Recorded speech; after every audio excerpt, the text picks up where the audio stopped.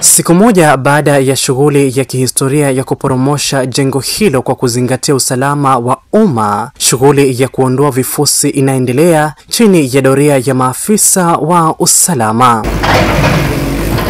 Kwa upande mwingine, wakazi na wafanya biashara karibu na sehemu iliyoathirika wanaendelea kuhesabu hasara baada ya nyumba zao kuharibiwa, hususan kuvunjika kwa vioo vya madirisha, wakiitaka serikali kuandaa mipango ya kuwafidia. Kuna nyumba zimeanguka, zimevunjika vioo. Although ni vitu vidogo vimetokea, tunashukuru hakuna maafa yaliyotokea zaidi katika hiyo bomu. Lakini yale ambayo yamehusika kuharibu nyumba za wenyewe, county government ichukue responsibility ya kutengeneza hizo nyumba za wenyewe. Wakiongozwa na mwenyekiti wa wazee wa mitaa katika wadi hiyo ya Tononoka, Jumadari Songwana, wamekashifu vikali wahusika wa ujenzi kwa madai ya kukiuka kanuni za ujenzi, hali iliyosababisha udhaifu na kuzama kwa jengo hilo.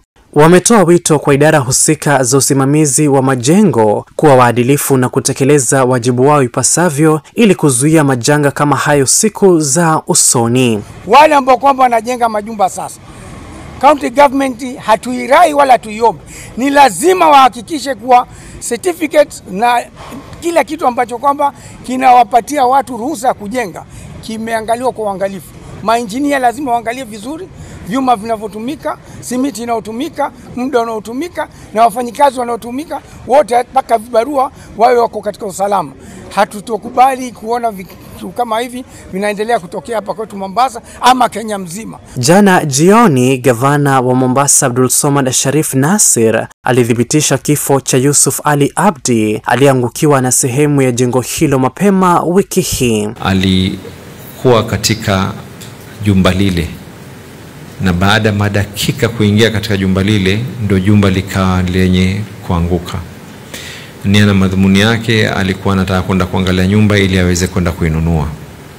Atahojiwa yule askari ambaye kwamba alomfungulia mlango, na kando kumhoji department ya lands wako na instructions ya kuwa wajaribu kuweza kusafisha pahali ambapo kwamba tunajua sehemu ya mwisho Yusuf kuweza kuonekana ni sehemu hii ndio iwe ni haraka zaidi.